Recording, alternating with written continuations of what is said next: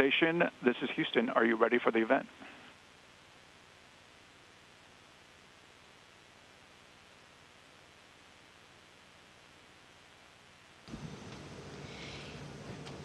Houston, this is station. We are ready for the event.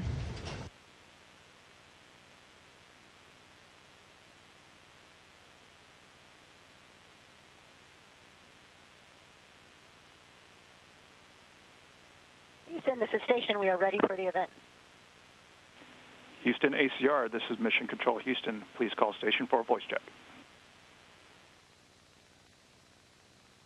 Station, this is Houston ACR. How do you hear me? Houston ACR, this is Space Station. We have you loud and clear. How many? Loud and clear. Please stand by for opening remarks. Hello, my name is Commander Jeremy DeBons, Commanding Officer of the United States Naval Test Pilot School at Naval Air Station, Patuxent River, Maryland. We transform the world's finest aviators and engineers into critical thinking flight test professionals. Nearly 100 of our graduates are astronauts, and we're excited for the opportunity to engage with a couple of them today from the International Space Station. Now here's our first question. Hi, I'm Lieutenant Aaron Loft Overcash, and my question is, what has been the hardest part of adapting to microgravity? Thanks for kicking it off, Loft. We are excited to talk to Navy TPS and to the students online. So the hardest part of adapting is your efficiency the first couple weeks. Because there's no gravity in space, we have everything that's Velcroed down, and if it's not, when you open a bag, everything just kind of goes flying. And you can imagine you're such a mess when you're trying to get something done. So it's important that you take your time and you Velcro. Everything has Velcro. We have Velcro on our pants, Velcro on the walls, and you need to make sure you put it there, keep an eye on it, because if you let it go, there's some airflow in station and it will float away, and I think we lose things at least 2 or 3 times a day. Hi. My name is LaGree Wicker, and I'm a 5th grader at Leonardtown Elementary. My question is, what advice would you give to elementary school students who want to be astronauts?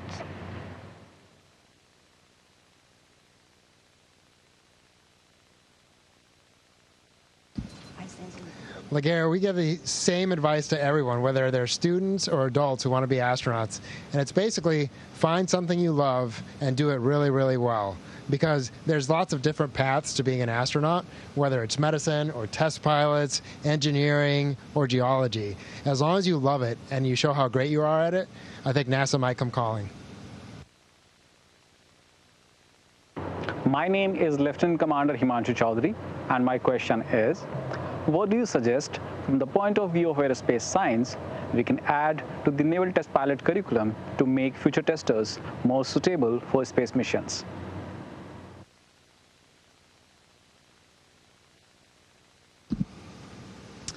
Well, I'm part of the class of 130, so there's going to be a day when you're looking back thinking that 162 was a long time ago. But that's certainly how I feel right now talking to a member of the class of 162. I'll tell you, the background that we had coming through as test pilots was very applicable to what we're doing right now. Primarily the ability to identify an issue, and more importantly, to be able to identify what your compensation is and be able to articulate that. That allows us to be able to forecast what's going to be a problem in the future, whether that be flying a robotic arm on approach to capture a cargo vehicle, or it's being outside to kind of anticipate what's going to happen in a spacewalk and know what compensation you're going to have to put in effect to prevent any problems you've got there. But I'll tell you, as we develop new spacecraft, there's a delicate balance there between giving an operator almost too much influence on the vehicle to actually create some human-created problems, but also making sure that operator has enough essay and enough power to do something to remedy any off-nominal situation. So that OMI, that operator-machine interface, is a really important part, I think, of the next generation of testers. Hi, my name is Miana Matveva, and my question is, what kind of job do astronauts do in space?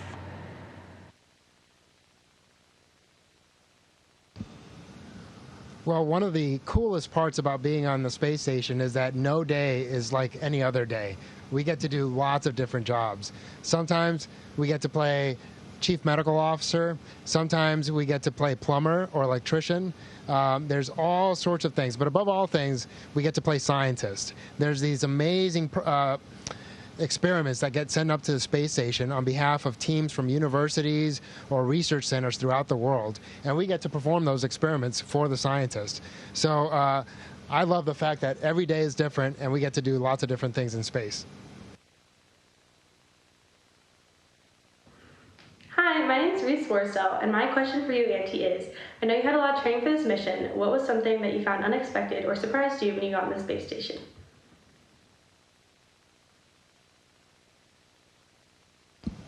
Hi, Reese. There are two things. One is time moves so fast.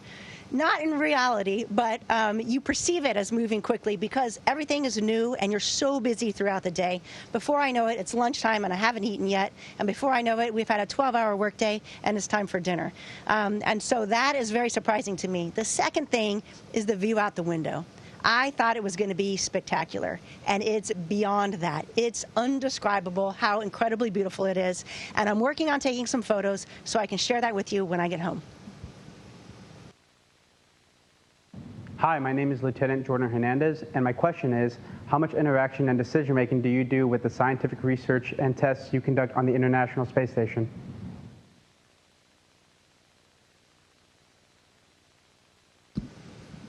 Lieutenant Fredericks, I actually come from a science background. I was a physicist in my previous life before the Navy, and so I'm used to having a lot of influence over the experiments we're doing, even as a grad student. And up here, we find ourselves kind of in that role, the role of a grad student, where we're finding direction from the incredible researchers and ground control teams that we have supporting us. But I'll tell you, we try to do our best to fix the things that are broken and not break more stuff. But every so often we can lend some insight that we have just because we have the hands-on and we're right here interacting with the experiments. But in terms of driving the actual direction of the studies themselves, we leave that to the experts down on the ground. My name is Allison Kia, and my question is, what is your favorite space dessert or snack?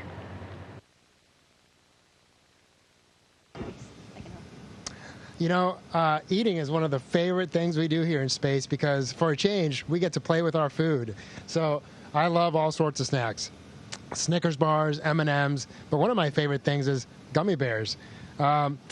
Now, unfortunately, our environment here on the space station can get a little dry, and so do the gummy bears. So I like to make them little pools and make them swim. Houston Station on Space Ground 3.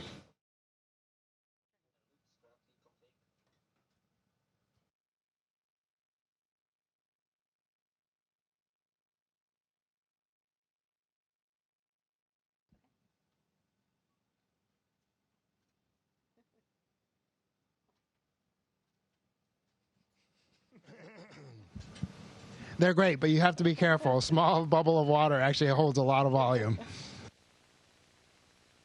He also sneezed at lunch. My name is and it Lieutenant was Brad Frericks, and my question is, were there any aspects of astronaut training that you found easier or more difficult given your background?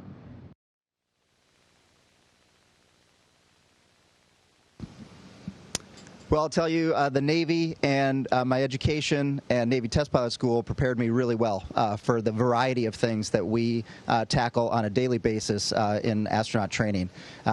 We do a little bit of everything every day, but I'll tell you the one thing that I wasn't quite sure about was Russian language training. I didn't take much foreign language as a kid growing up, and I wasn't quite sure how Russian was going to go. Turns out I really, really enjoyed it, and that was a bit of a surprise to me. Mostly because the Russian language tends to be an algorithm.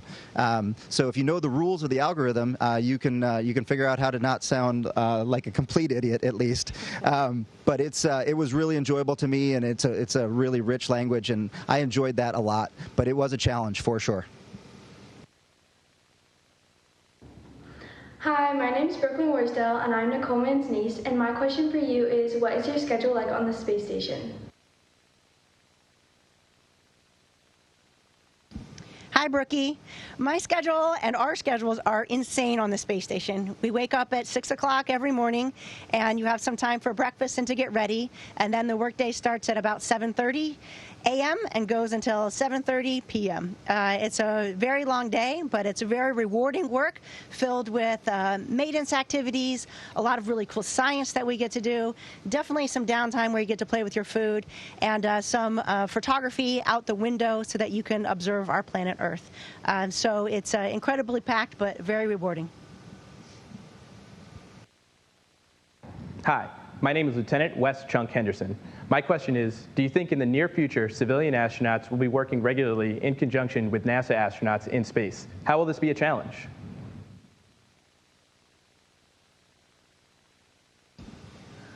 Yeah, you know, I love the fact that our mission includes the fact that we innovate and we discover and we explore for the benefit of humanity. And I think one of those benefits is going to be that more and more people are going to get to go to space. So absolutely, I do think that we will be flying with civilian astronauts in the next decade or two. You know, anytime you put two human beings together, it's a challenge. But it can also be an amazing experience, like our team that we have here. And so I think we'll learn to work together, and we'll learn to discover new ways. And overall, I think it'll be a really positive experience. Hi, I'm Catherine Devons, and my question is, what kinds of things do you like to do with your free time aboard the space station?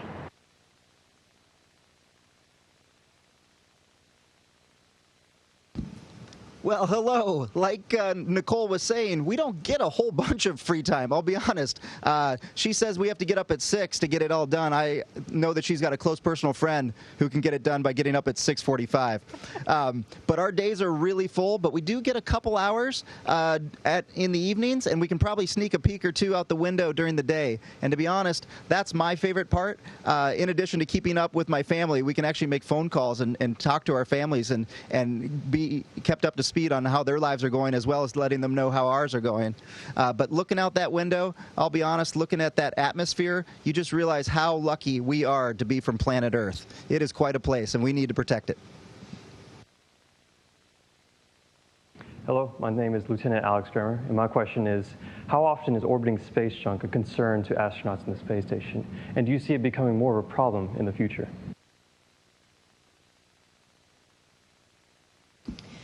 Space junk is something that we definitely keep track of and keep an eye on. We have teams on the ground that track all the objects that could be a threat to the International Space Station, and we have a safety boundary, kind of like a pizza box that goes around the space station, and anytime we predict that some space debris will enter that box, we actually move the space station out of the way. So we have the ability to avoid this debris. Yes, it is a concern, and I think it's something we need to be aware of in the future. The more things we put into low Earth orbit, the more difficult it's going to be to remain safe when you're operating in low Earth orbit. Hi, my name is Adley Wicker, and I am in 3rd grade at Leonardtown Elementary School. And my question is, what experiment are you most excited to do in space?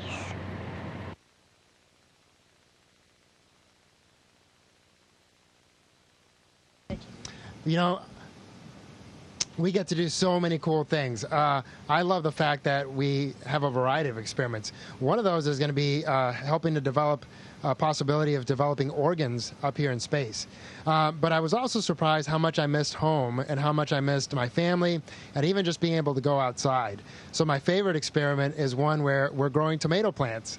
I love working with that little plant and just seeing it grow and develop. And I actually got to harvest the first tomato that's ever been harvested in space the other day, and that was pretty special. So yeah, I think just time with something green is my favorite thing to work on.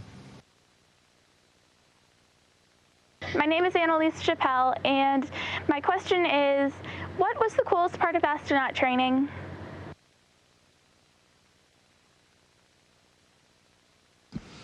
Hey, Annalise, my favorite part of astronaut training was how variable it was. You would get to the end of a day, and it was an exhausting day, but to look back and see all the different things you had done throughout the course of the day, it was just mind-blowing. Whether it was working on ISS systems and understanding how this incredible spacecraft flies, whether it was learning your own launch vehicle on how to get here, or training on the robotic arm, Russian language training, and then some days we spend the entire day training in the spacesuit to do spacewalks. And then also on top of that, we fly the T-38. So to be honest, for me, it was just the most exciting part was being able to do so many different things throughout the course of the whole syllabus. Hi, my name is Flight Lieutenant Nathan Screech Siegel. My question is, how do you think test pilot skills used as an astronaut have changed over the years?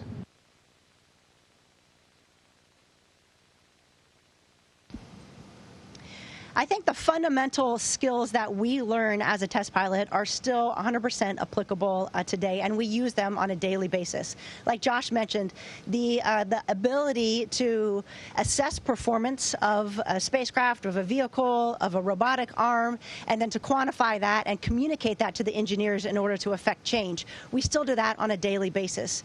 Additionally, you learn how to adapt so well at test pilot school. You're given a new aircraft. You're given 5 days to learn that aircraft, and then you go fly it and do an evaluation on that. That's much like what we do in the astronaut lives up here on the International Space Station. You're given a task, you quickly need to learn how to do it, and then you need to execute it, and you need to be able to communicate those results. And so that foundation that you're learning now is something that you'll put to use for the rest of your life. Hi, my name is Connor House, and my question is, when you were in test pilot school, did you ever imagine that you were going to go to space one day?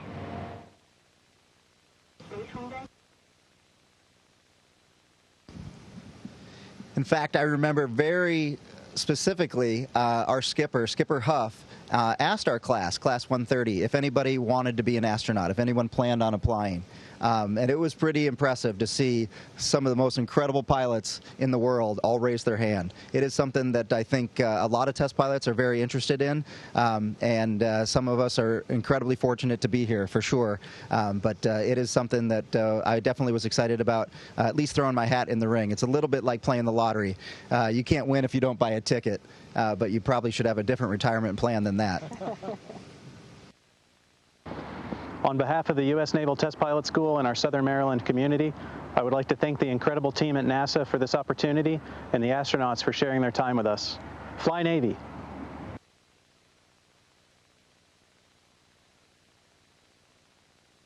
Fly Navy! Go Army!